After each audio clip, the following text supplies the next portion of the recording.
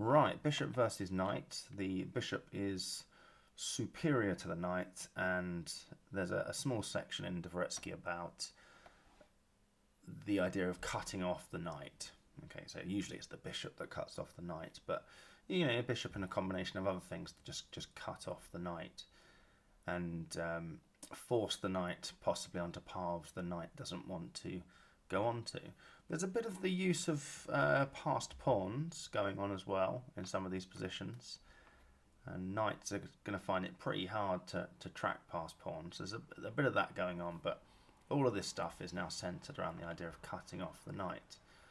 So this position is white to play. It's a game from 1949. Pause the video and have a go at it. You can see that white's got a pretty good advantage, and there's a fairly obvious first thing that white wants to do. We know that bishops are better than knights in open positions. We know that bishops are better than knights when there are pawns on both sides of the board. And one thing you definitely want to do if you've got a bishop against a knight is create passed pawns, especially on the wing, because the knights are going to find it very hard to deal with them. So an incredibly obvious first move here is h4. Weirdly, the engine gives h4 as like +2 or something. It says the bishop f5 is a much better move, +4, but then when you play it, it decides that it is only worth +2 after all.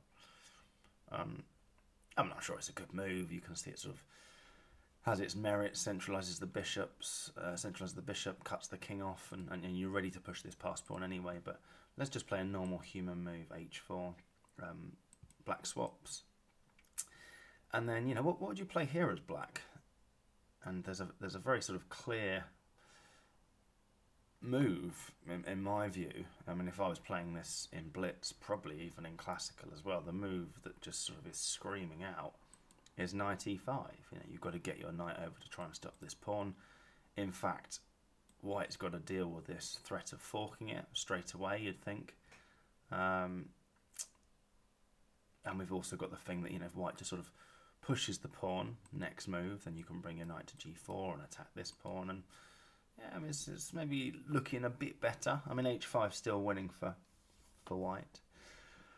But pause the video now, because white has a brilliant first move here. Sorry, a third move, but a brilliant move from this position. And it's a case of always look that one move further. It's like, I can't do that because this, and this. The end of the thinking. Okay, well, what about after that? Is there something at the end of it? Tends to be when you're sacrificing a queen, doesn't it? In the middle of a game, you're I lose my queen at the end of the analysis. And it's just like you failed to look a couple of moves further and see you actually got a rook and 3 minor pieces for that queen. It's like, okay, I know I've done that. Obviously, there's no queens in this position. But yeah, I mean, it looks like you have to stop this, right? But once the knight's on h4, if we've got a bishop on e4, that's the classic caging the knight to the edge of the board, and our king can just march in and win the knight. And that's exactly what white does. Yeah, just bishop f5, absolutely brilliant, controlling these 2 squares for the knight. Pawn's on its way. Black comes in, forks the pawn. That's already one move towards attacking the knight. Knight takes h4, bishop e4. Absolutely brilliant. Game's over. And this is what actually happened in the game. So yeah, very well played by the white player. I haven't got the names of the players, but it's from 1949. And yeah, be sure the engine is now saying +5 for white. In fact, thinks black's best plan is this. Just sort of give up on that lost knight. It doesn't look good though, does it? The white king's just going to come and click the knight, click the f7 pawn, and yeah, white's easily going to win that, of course. So bring the king over. I mean, this is how the game went. Takes, f7, black resigned. Now, if you went back to this position, I mean, to be honest, I'm not sure I would have thought in a blitz game, maybe it might be one of those ones where I missed the fork and got lucky. But if I'd seen that fork, I'm not sure I would have thought a bit further to let it happen because of the, imprisoning the knight idea. Let alone as the black player, back in this position, realising I couldn't play knight e5 because white had that idea. But let's take a much stronger player than me that does realise that, and then work out what else could they have done. So you think, well, maybe knight e3. Okay. This is well worth pausing the video for. Again, here, what would you play here as white? What would you do? Pause the video, have a go at it. So it's to do with the fact that, as I was saying earlier, the knights can't stop these passed pawns. I mean, coming after this pawn, you'd think would be a good idea. And you might be tempted by something like bishop g8. But now black's got very good drawing chances, because they can take on d5 and then they're winning the f6 pawn. And they can probably get a blockade in on h6 whilst they get their king to mobilise the pawns on the queen's side. So that's, I mean, the engine's saying that's just dead even now. But attacking the f7 pawn was a good idea, just not bishop g8. So this is the stunner. Knight takes d5 now off the cards because you come and pin the knight to the king, and the h pawn's going to run. So now what does black do? They can't take that bishop. So we might see knight g4, push the h pawn, takes. Again, black couldn't take the bishop in that position because f7 will win the day. So takes the f pawn. And bishop takes f7. By the way, he didn't have to push the h pawn back here. We could have seen bishop takes f7, knight takes f6, and h5. And yeah, I mean, it's just not looking good, is it, for black in this position? Come back and sort of try and get a blockade in on f6, but the white king's just going to come in. The bishop attacks the knight. I mean, that was the best engine move, that one, knight e5, and then we just push the h pawn. Yuck.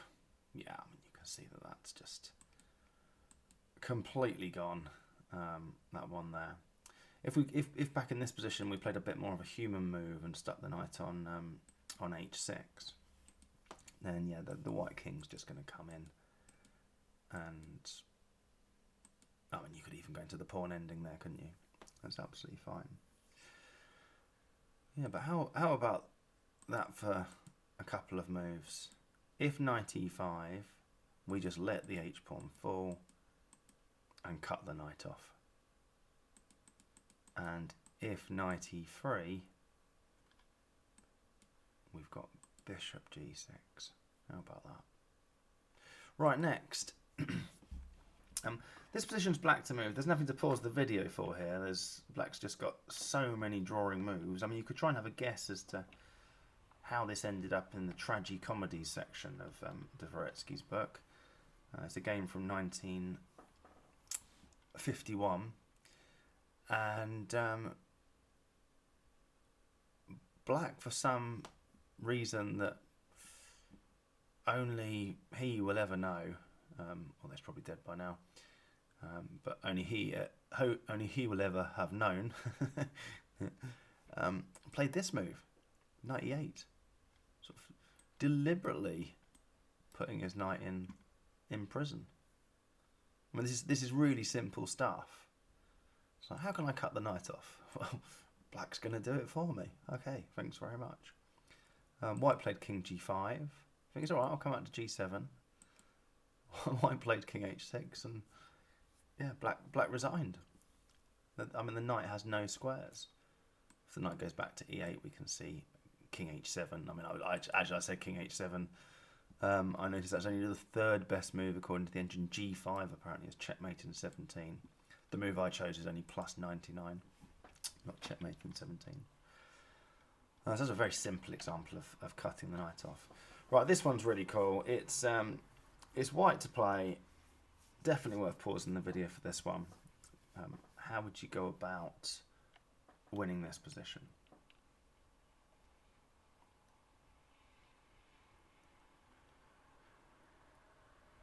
Now, this is your dangerous pawn, and it's all about really getting that to the end before black's had time to sort of set up a defence. So it's all about cutting the knight off from stopping that a pawn. So the first move's fairly clear. You know, if you allow black to get a knight to c8, I imagine that would be a very easy draw. In fact, yeah, bishop a3 is the only winning move. And it kind of looks done already. Like, you know, if black just sort of politely says, well, I can't get my knight out, so I start bringing my king in. I mean, a5, and it's gone. Yeah, you're not stopping that pawn. So black can't do that. Black can't play king g6. That's a ridiculous move. They have to try and get the knight out. And f5 is a good attempt to do it. And f5 does do it. If white now just carries on pushing the a pawn, that black knight makes its way to d5, which is going to be a brilliant square for it. We might see a7, knight back to c7. Both sides bring their kings in. And black's just going to be able to hold this quite happily. I mean, there's no way, no way the white king can sort of make its way around. And all black really needs to do is bring their king to d5 at some point, swap a pair of pawns, and then they can just earmark their knight for this a7 pawn. So that would actually be a draw if white played a5. You can't let the knight in, it's about cutting off the knight. So you block the square that the knight's trying to come to, d5. Black has to take that, otherwise we've got two pawns against the knight and a bishop supporting them with the black king miles away. So yeah, black has to take that to stand any chance whatsoever. Now we start pushing the a pawn, and black hasn't got the d5 square for their knight. So they bring it to f6, fine, a6, bring it back to d7. I didn't need to come to d5. And then here's the thunderbolt. Okay. So I said at the beginning, you know, so all these positions are about cutting the knight off, but there also a little bit of theme that's running through them is the knight only has a certain number of paths to stop that passed pawn, and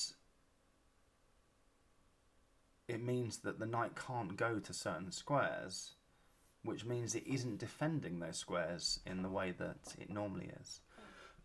I said this in either the bishop and pawn versus knight or knight and pawn versus bishop videos, or both of them.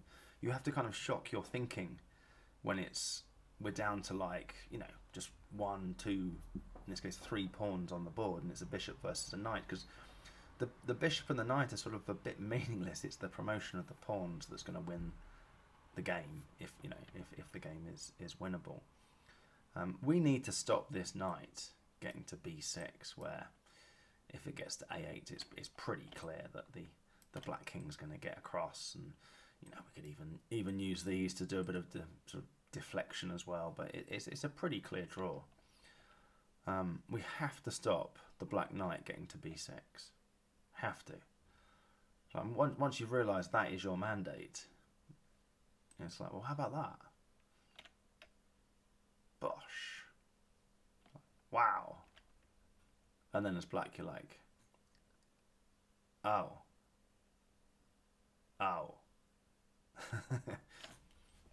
There's not really much else to say, is there? There you go. Brilliant. Bishop c5. We're cutting off the knight from b6. And of course that bishop can't be taken. Right, next. Similar ideas going on in this one, actually. Pause the video and see if you can come up with the winning plan. In fact, something I should say is that that last position that we just went through, I actually went for it for the first time with my chess friend and Belper chess colleague Alex Webster, who deserves a mention actually, because there's a couple of points on some of the previous videos, the bishop and pawn versus knight and knight and pawn versus bishop, where I said, oh, it took me ages to solve it, and I finally got it, and that was a little bit of an abbreviation in a couple of places of, like, I went through it with Alex for ages, and eventually Alex suggested something, and Alex got it. So this position here, I went through with Alex, and I got it.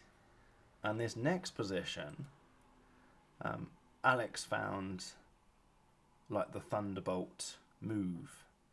Okay, And you know, one reason I say this is that I think it's nice to sort of give credit where credit's due, especially to your friends who've like helped you study chess, and you know, and deserves a bit of a mention. That's one reason.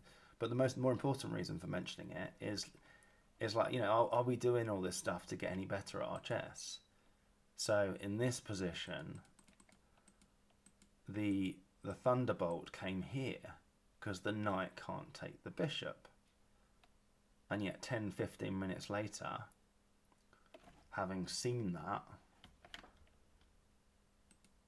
well, Alex came up with the winning idea here. I mean, once you've seen the winning idea, you know, you can then sort of judge for yourself. It's like, oh, okay, so that means that we're learning, right, as we go through our chess games, as we go, you know, as we study chess and we study these ideas of cutting the knight off, but the knight can't take the bishop on certain squares because it destroys their path to block the pass pawn, to sort of trap the path. This is the pass pawn that we're trying to promote. Anyway, I mean, let's just look at what happens if white just pushes this pawn. And yeah, the knight just comes back and tracks it. Yeah, knight e2 check, that's not a problem. King f1. And then how about this for a move? G2 check. Okay, so I found that actually as black. Oh dear. And then if bishop takes, then we've got knight g3 check. So we've cleared the g3 square. Obviously, if king takes, we had knight f4 check, getting the pawn straight away. That's immediately a draw. King f2. Yeah, you can see this is just clearly a draw, where the white can do nothing now. If you can get the black king to e7, which we can, it's over. You just sort of move your knight around until you get to 50 moves, basically. Like if you imagine your king's on e7, your knight's on d6. Okay, there's no way the white bishop can stop this knight moving to one of the 8 different squares it can move to. That one, for example, and come back. Okay, the white bishop cannot control 8 all these 8 squares at once. You know, even with the bishop and the king can't control those 8 squares. So you just leave your king on e7, and you hop your knight in and out of d6 or d8 or anywhere really. To be honest, it's a very easy draw. So pushing the pawn straight away doesn't work. And you think, oh, knight e2, that's annoying. I kind of need to stop that. Right, well, okay. And the move that comes to mind is bishop f3, because that's the only square it can go, right? That's the only square that protects e2. We just, you know, once you get to a certain level in chess, you've also become lazy at. It's almost like the other square we should have considered. You'd have to be an absolute novice at chess to think of it in the first place, which is obviously a bit of a clue. Or a very good player to think of it in the first place, or someone who's just studied that previous position and realised there are certain squares that are out of bounds because they, you know, they force the knight onto a path it doesn't want to be on because it's not going to be able to stop this passed pawn. And it's pretty obvious what the move is. By the time I finished all this waffling. So bishop f3, what happens is the king comes across. King g2, king c7. You cannot stop the black king getting to e7. Right, so that's just a draw. So in fact, I'm not really sure, unless you push, if you push the pawn knight e2 check and the knight gets back, if you stop the knight coming to e2, well done. But black just brings their king to e7. And we've seen that if the black king's on e7, black can just hop their knight in and out of d6 or any square, really. So, well, not if they haven't got a knight. So you played the dual purpose bishop d3. Absolutely stunning move. And we are coming to the c4 square. We are now threatening to imprison the black knight. Black's got to deal with that. Because if black doesn't deal with that, they're losing their knight. I mean, that's actually still the main line, which I'll get back to in a sec. But if black takes... I mean, the black knight wants to play knight e2 check, but they can't now. Knight takes d3, e6. You just cannot stop that pawn. Yeah, it just cannot stop. Or knight b3, you just play e6. You cannot stop the pawn. e2 was the square that the black knight wanted to come to, and bishop d3 stops it. So instead, black tries to get their king to e7, bishop c4. You can go and put your king on e7 if you want, but I'm going to come and take the g-pawn, and then I'm going to come and win your knight. Thanks very much. That'll be the end of that game. So black kind of now needs a change of plan. They need a little bit to sort of try and hassle your bishop to free up their knight, which kind of can work if white's a bit sloppy. King g2, king c5. If you push the pawn here, that would be sloppy. King back to d6, and your bishop is now overworked. Okay, you are no longer imprisoning the black knight. It's sort of the opposite of the same idea, but for the opposite way around. This time it's the bishop that can't take on d3, or indeed e2. Okay, so you've just let the black knight out of jail, and the black king can just sit on e7 with the drawing plan that I talked about. So you can't push the e-pawn there, but you can just take on g3. Okay, as long as you're careful with the checks that you're about to receive, possibly, this pawn will run as soon as your bishop gets taken. So now if black does nothing, you just come and collect the knight, and if black takes the bishop, thinking that when you push the pawn, they can do some clever checking business, like start off with knight e2 check to come back and win the pawn, well, you need to be damn careful. Okay, pause the video if you like, and decide what would you play here.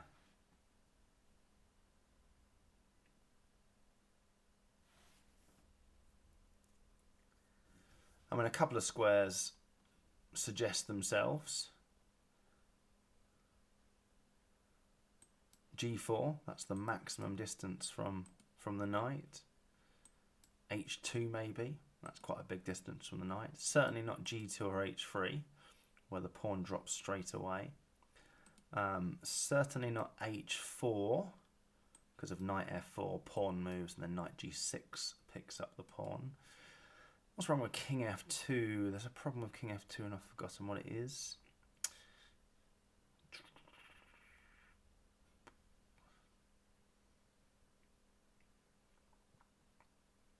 I'm being a bit slow here.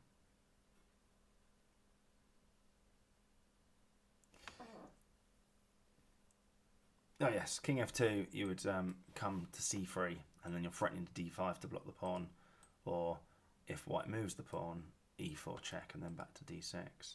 So it's between g4 and h2, and bad luck if you went for king g4. Think, how on earth does black ever get a check in there? You know, it's like the maximum distance between king and knight, and they do it with this knight c3. Push the pawn, knight e4, or indeed knight d5 actually. You can't stop the black knight coming to d6 unless you queen, in which case knight f6, check picks it up.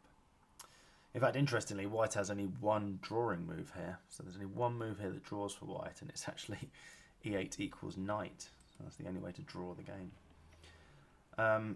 Anyway, so yeah, so not that, but king h2 wins. There's just no way for black to stop the pawn. No clever forking trickery. Got to be careful how I say that one. No forking trickery. Right, last but not least, and this one is why there it is. The Jan Timman book is getting a special pictorial mention by being, where is it? I'm not actually looking at the bottom left of the screen. White to play. I mean, it's all about cutting off the knight. That knight looks pretty cut off already. So, can you save your knight? Basically, can you save the knight? pause the video. This is brilliant, this one. It's a really, really entertaining position. Can white save the knight? The answer is yes. Otherwise, why was it a puzzle in that book? But a4, our plan is that we're going to play a5 and then just let the knight out onto b6. Okay, because we don't mind. I mean, white can't take that with a pawn because then they've only got a bishop left. And then take it with the bishop, we've just got to get the king in against the b pawn. We've just got to gain the opposition and stop black getting to the key squares. So a4, first move. And then if black plays king c8, a5, come to collect the knight, knight b6, bishop takes, because pawn takes obviously is immediately a draw, takes. There's no point taking that with the king. The rook's pawn's completely drawn.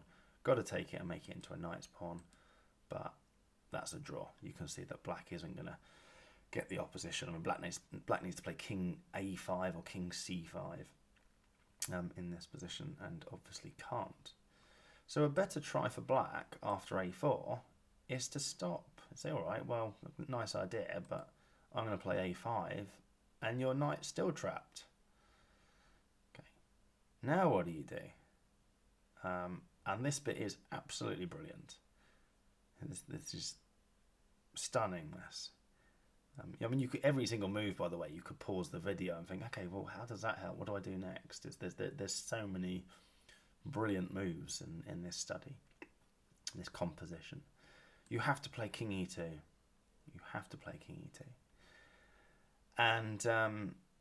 And the idea is that the bishop doesn't really want to go this way on the diagonal. I mean, if it goes to, I mean, obviously there it gets taken straight away. If it goes to d4 or c5, if it goes to b6, it gets taken straight away. And if it goes to b4 or c5, the white king can come and hit it on the way.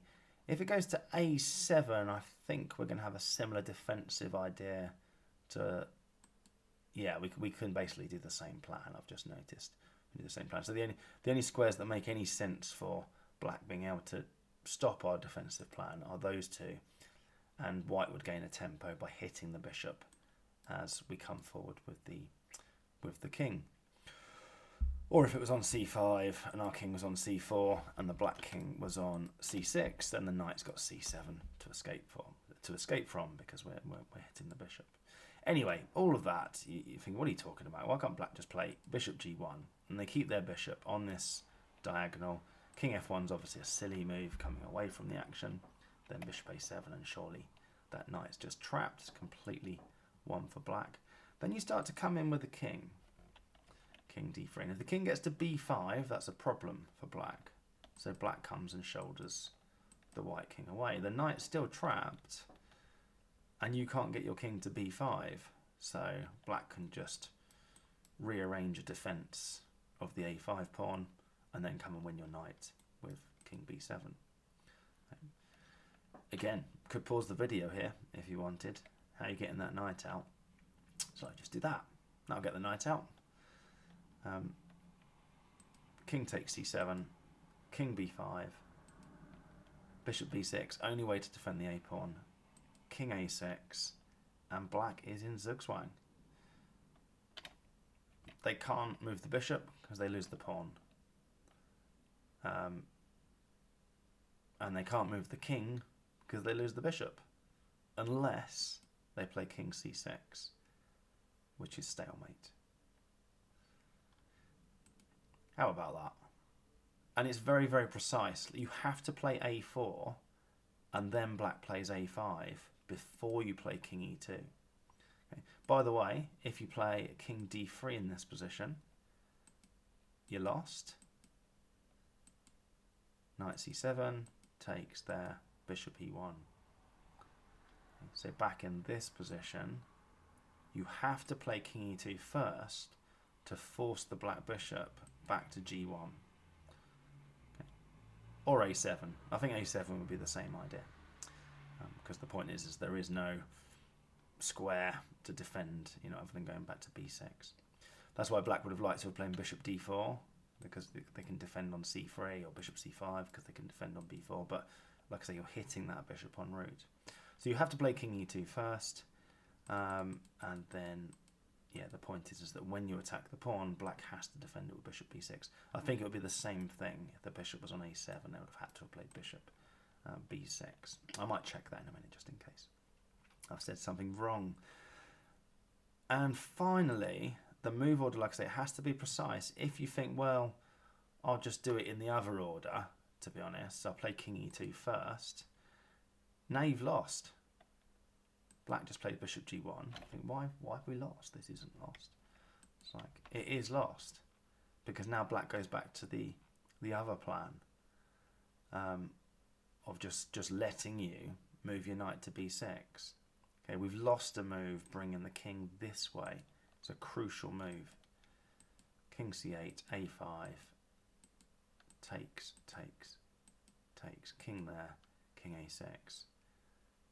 So you have to play a4 first, so that if black comes over with king c8 at the start, then it's just going to lead to a draw, because your knight's coming out to b6 after the a5 move. Okay. If you play king e2 first, that get the knight out plan no longer works, because you've lost a move, moving your king the wrong way, and that's a win for black. Let's just finally check I'm right about the bishop a7 move. I'm just going to cheat and look at the engine. King e2, so bishop a7, I presume we can now just play king d3, king d7, king c4, king c6, I presume knight c7, yeah, knight c7. I am right, that is exactly how you would draw it, and of course we've now transposed. Stalemate. Right, that's everything I was going to cover on the theme of bishop cuts off the knight. Hope you enjoyed some of those studies.